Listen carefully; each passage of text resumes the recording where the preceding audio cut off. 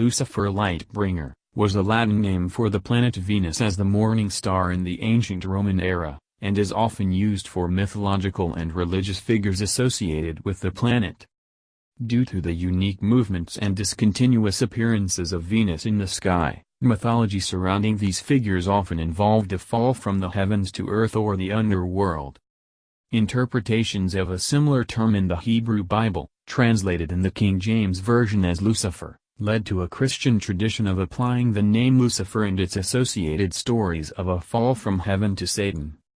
Most modern scholarship regards these interpretations as questionable, and translates the term in the relevant Bible passage, Isaiah 14:12, as morning star or shining one rather than as a proper name, Lucifer. As a name for the devil, the more common meaning in English, Lucifer is the rendering of the Hebrew word in Isaiah 14:12, given in the King James Version of the Bible. The translators of this version took the word from the Latin Vulgate, which translated by the Latin word Lucifer, uncapitalized, meaning the morning star, the planet Venus, or, as an adjective, light-bringing. As a name for the morning star, Lucifer is a proper name and is capitalized in English.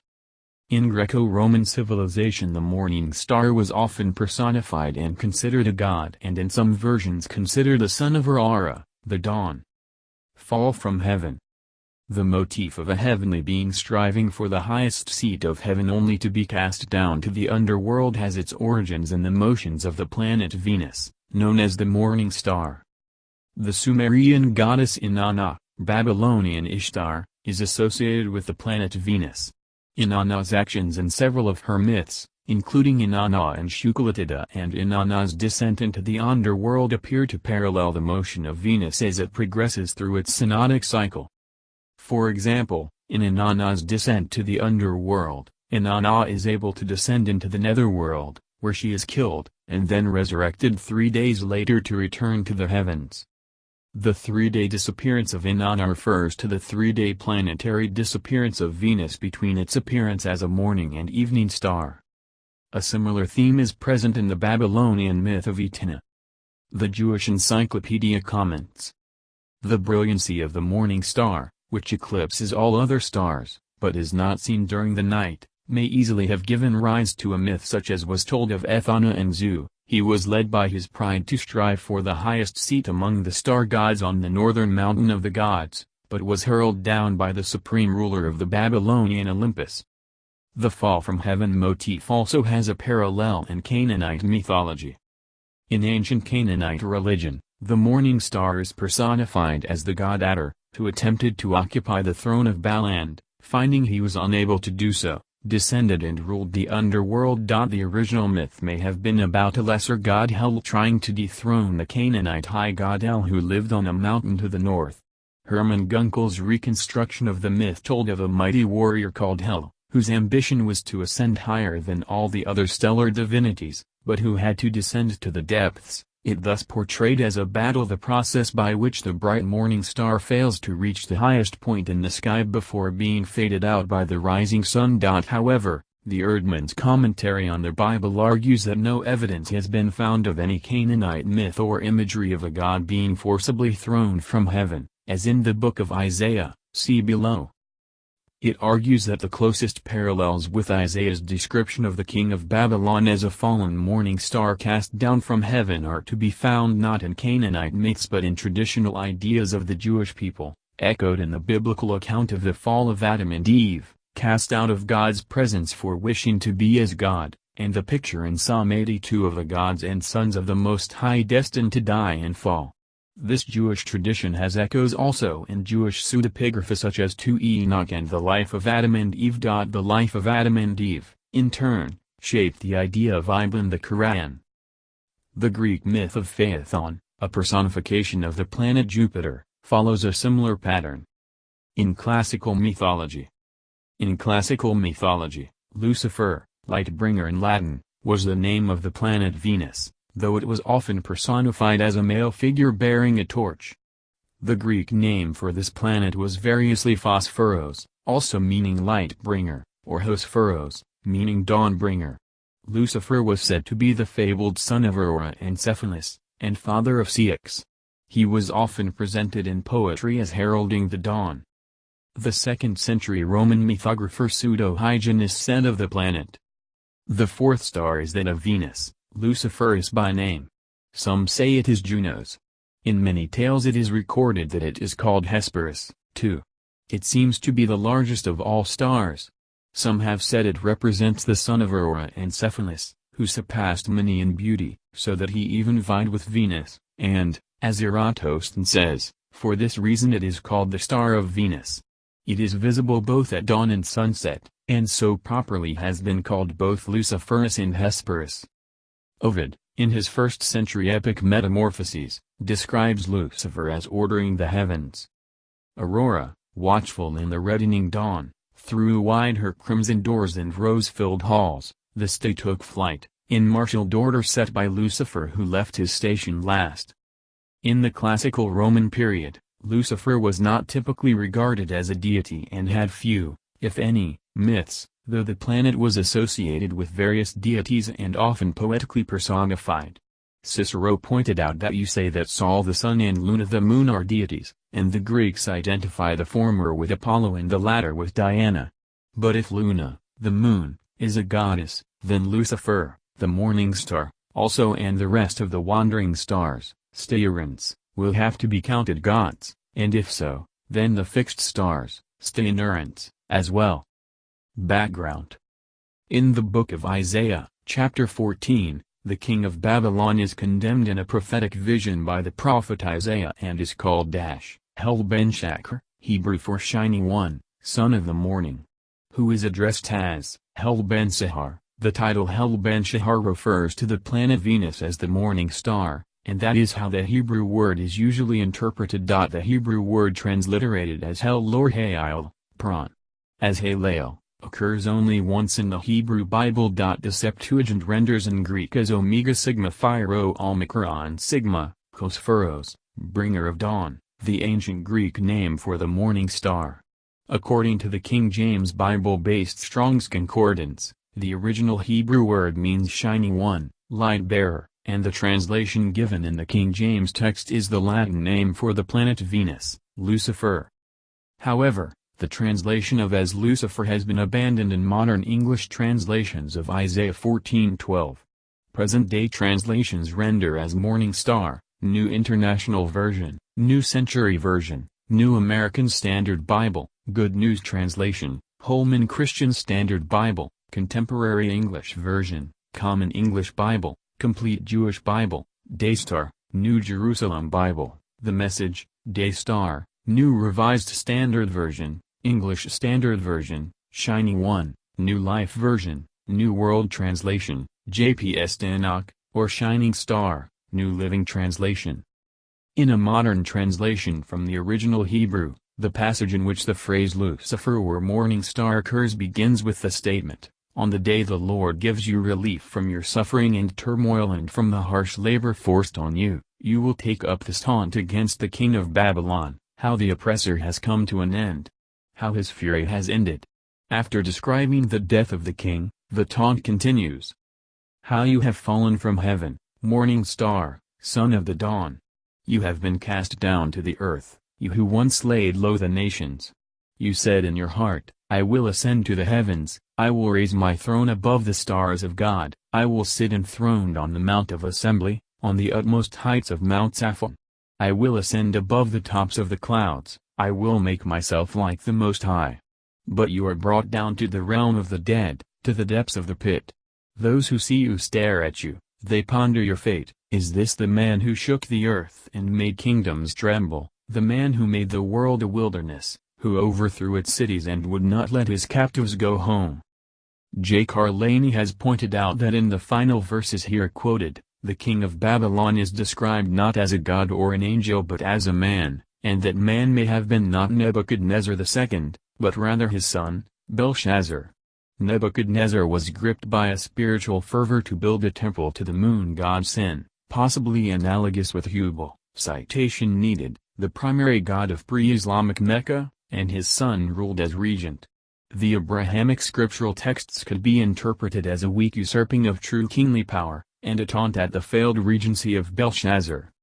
For the unnamed king of Babylon, a wide range of identifications have been proposed. They include a Babylonian ruler of the prophet Isaiah's own time, the later Nebuchadnezzar II, under whom the Babylonian captivity of the Jews began, or Nabonidus, and the Assyrian kings Tiglath-Pileser, Sargon II and Sennacherib. Verse 20 says that this king of Babylon will not be joined with them, all the kings of the nations, in burial, because thou hast destroyed thy land. Thou hast slain thy people. The seed of evildoers shall not be named forever, but rather be cast out of the grave, while all the kings of the nations, all of them, sleep in glory, every one in his own house, pointing to Nebuchadnezzar II as a possible interpretation. Herbert Wolf held that the king of Babylon was not a specific ruler but a generic representation of the whole line of rulers. Isaiah 14:12 became a source for the popular conception of the fallen angel motif seen later in 1 Enoch 86-90 and 2 Enoch 29-3-4. Rabbinical Judaism has rejected any belief in rebel or fallen angels. In the 11th century, the Perk de Rabbi Eliezer illustrates the origin of the fallen angel myth by giving two accounts. One relates to the angel in the Garden of Eden who seduces Eve, and the other relates to the angels, the B'nai Elohim who cohabit with the daughters of man, Genesis 6:1-4. An association of Isaiah 14:12-18 with a personification of evil, called the devil, developed outside of mainstream rabbinic Judaism in pseudepigrapha and Christian writings, particularly with the apocalypses. As Satan or the devil. Some Christian writers have applied the name Lucifer as used in the book of Isaiah, and the motif of a heavenly being cast down to the earth, to Satan. Sigv Tonstad argues that the New Testament war in heaven theme of Revelation 12:7-9, in which the dragon who is called the devil and Satan, was thrown down to the earth, was derived from the passage about the Babylonian king in Isaiah 14. Region, 184-185-253-254, interpreted such Old Testament passages as being about manifestations of the devil, but writing in Greek, not Latin. He did not identify the devil with the name Lucifer. Tertullian, circa 160 to circa 225, who wrote in Latin, also understood Isaiah 14:14, I will ascend above the tops of the clouds, I will make myself like the Most High, as spoken by the devil, but Lucifer is not among the numerous names and phrases he used to describe the devil. Even at the time of the Latin writer Augustine of Hippo, 354-430, Lucifer had not yet become a common name for the devil. Some time later, the metaphor of the morning star that Isaiah 14:12 applied to a king of Babylon gave rise to the general use of the Latin word for morning star, capitalized, as the original name of the devil before his fall from grace, linking Isaiah 14:12 with Luke 10:18, I saw Satan fall like lightning from heaven, and interpreting the passage in Isaiah as an allegory of Satan's fall from heaven. As a result, Lucifer has become a byword for Satan or the devil in the church and in popular literature, as in Dante Alighieri's Inferno, Just van den Vondel's Lucifer, and John Milton's Paradise Lost. However, unlike the English word, the Latin word was not used exclusively in this way and was applied to others also, including Jesus. The Latin, Vulgate, text of Revelation 22:16, where English translations refer to Jesus as the bright morning star, has Stella Matutina, not Lucifer, but the term Lucifer is applied to Jesus in the Easter Exultet and in a hymn by Hilary of Poitiers that contains the phrase, Tu veros mundi Lucifer, you are the true light bringer of the world. Adherents of the King James only movement and others who hold that Isaiah 14:12 does indeed refer to the devil have decried the modern translations. An opposing view attributes to Origen the first identification of the Lucifer of Isaiah 14:12 with the devil, and to Tertullian and Augustine of Hippo the spread of the story of Lucifer as fallen through pride, envy of God and jealousy of humans.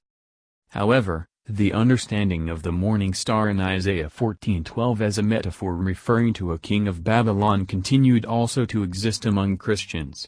Theodoret of Cyrus, circa 393 to circa 457, wrote that Isaiah calls the king morning star, not as being the star, but as having had the illusion of being it.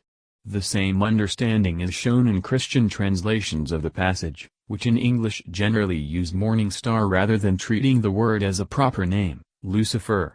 So too in other languages, such as French, German, Portuguese, and Spanish. Even the Vulgate text in Latin is printed with lowercase Lucifer, morning star, not uppercase Lucifer, proper name.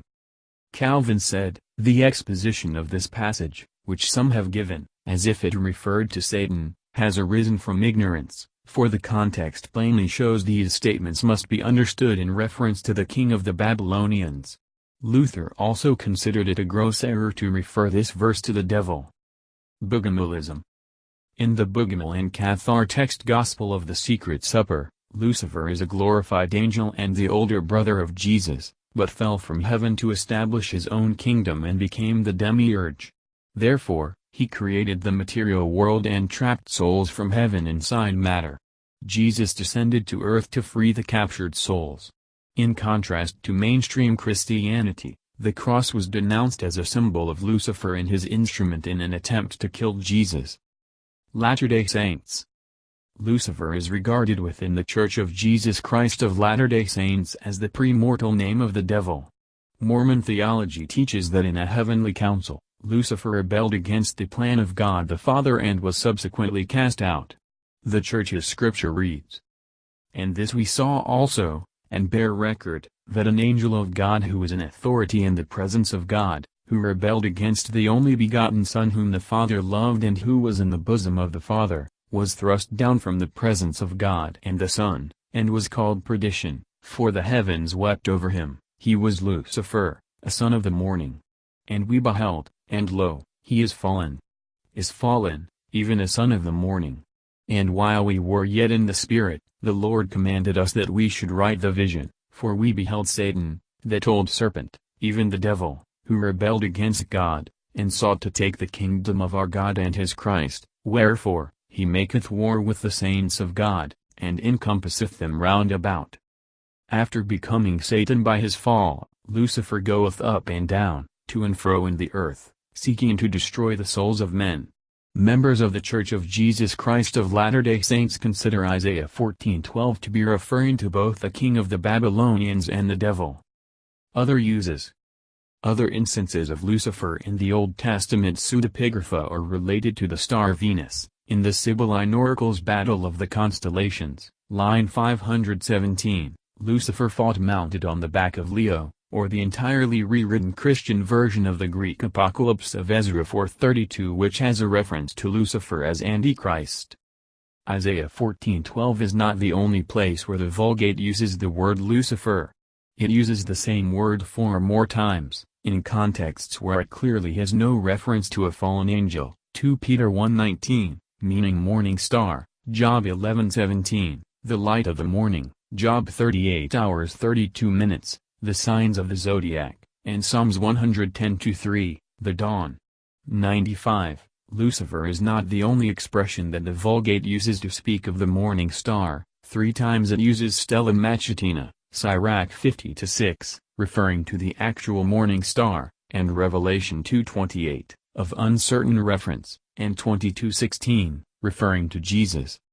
Indications that in Christian tradition the Latin word Lucifer, unlike the English word, did not necessarily call a fallen angel to mind exist also outside the text of the Vulgate. 2 bishops bore that name, Saint Lucifer of Cagliari, and Lucifer of Siena. In Latin, the word is applied to John the Baptist and is used as a title of Jesus himself in several early Christian hymns. The morning hymn Lucis Largiter Splendide of Hilary contains the line, Tu veros mundi Lucifer, you are the true light bringer of the world. Some interpreted the mention of the morning star, Lucifer, in Ambrose's hymn Aeternarum Conditor as referring allegorically to Jesus, and the mention of the cock, the herald of the day, Praco, in the same hymn as referring to John the Baptist. Likewise, in the medieval hymn Christque lux esset dies, some manuscripts have the line Lucifer licem profferens. The Latin word Lucifer is also used of Jesus in the Easter proclamation prayer to God regarding the Paschal candle, Flammas ius Lucifer machinis inveniat, inquam, Lucifer, qui niscit occasion. Christus filius tuus, qui, regressa sabenferes, humano generi serenas illuxit, et vivit et regnat in secula secularum. May this flame be found still burning by the morning star, the one morning star who never sets, Christ your Son, who, coming back from death's domain, has shed his peaceful light on humanity, and lives and reigns forever and ever. In the works of Latin grammarians, Lucifer, like Daniel, was discussed as an example of a personal name. In occultism, anthroposophy. Rudolf Steiner's writings, which formed the basis for anthroposophy, characterized Lucifer as a spiritual opposite to Ahriman, with Christ between the two forces, mediating a balanced path for humanity. Lucifer represents an intellectual, imaginative, delusional, otherworldly force which might be associated with visions, subjectivity, psychosis and fantasy. He associated Lucifer with the religious, philosophical cultures of Egypt, Rome, and Greece. Steiner believed that Lucifer, as a supersensible being, had incarnated in China about 3,000 years before the birth of Christ. Luciferianism. Luciferianism is a belief system that venerates the essential characteristics that are affixed to Lucifer. The tradition, influenced by Gnosticism, usually reveres Lucifer not as the devil, but as a liberator, a guardian or guiding spirit, or even the true God as opposed to Jehovah. In Anton LaVey's The Satanic Bible, Lucifer is one of the four crown princes of hell, particularly that of the east, the lord of the air, and is called the bringer of light, the morning star, intellectualism, and enlightenment. The title Lord of the Air is based upon Ephesians 2:2, which uses the phrase Prince of the Power of the Air to refer to the pagan god Zeus, but that phrase later became conflated with Satan. Author Michael W. Ford has written on Lucifer as a mask of the adversary, a motivator and illuminating force of the mind and subconscious. In Freemasonry, Leo Tuxil, 1854–1907, claimed that Freemasonry is associated with worshipping Lucifer.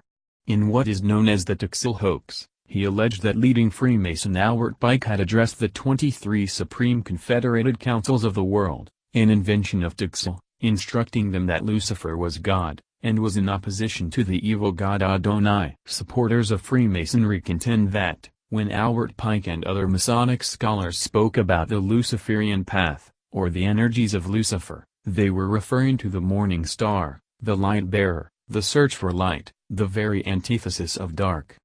Tuxil promoted a book by Diana Vaughan, actually written by himself, as he later confessed publicly, that purported to reveal a highly secret ruling body called the Palladium, which controlled the organization and had a satanic agenda. As described by Freemasonry disclosed in 1897. With frightening cynicism, the miserable person we shall not name here, Tuxil, declared before an assembly especially convened for him that for 12 years he had prepared and carried out to the end the most sacrilegious of hoaxes. We have always been careful to publish special articles concerning Palladism and Diana Vaughan. We are now giving in this issue a complete list of these articles, which can now be considered as not having existed. Tuxil's work and Pike's address continued to be quoted by anti-Masonic groups. In Devil Worship in France, Arthur Edward Waite compared Tuxil's work to today's tabloid journalism, replete with logical and factual inconsistencies. In Neo-Pagan Witchcraft. In a collection of folklore and magical practices supposedly collected in Italy by Charles Godfrey Leland and published in his Eratia, or the Gospel of the Witches, the figure of Lucifer is featured prominently as both the brother and consort of the goddess Diana, and father of Eratia, at the center of an alleged Italian witch cult. 108. In Leland's mythology, Diana pursued her brother Lucifer across the sky as a cat pursues a mouse. According to Leland, after dividing herself into light and darkness, Diana saw that the light was so beautiful, the light which was her other half, her brother Lucifer, she yearned for it with exceeding great desire. Wishing to receive the light again into her darkness, to swallow it up in rapture, in delight, she trembled with desire. This desire was the dawn. But Lucifer, the light, fled from her, and would not yield to her wishes. He was the light which files into the most distant parts of heaven, the mouse which flies before the cat. Here, The motions of Diana and Lucifer once again mirror the celestial motions of the Moon and Venus, respectively. Though Leland's Lucifer is based on the classical personification of the planet Venus, he also incorporates elements from Christian tradition, as in the following passage. Diana greatly loved her brother Lucifer, the god of the sun and of the moon, the god of light, splendor, who was so proud of his beauty, and who for his pride was driven from paradise. In the several modern Wiccan traditions based in part on Leland's work, the figure of Lucifer is usually either omitted or replaced as Diana's consort with either the Etruscan god Tagni, or Dianus, Janus, following the work of folklorist James Fraser in the Golden Bough. Folklorist James Fraser in the Golden Bough. Folklorist James Fraser in the Golden Bough. Folklorist James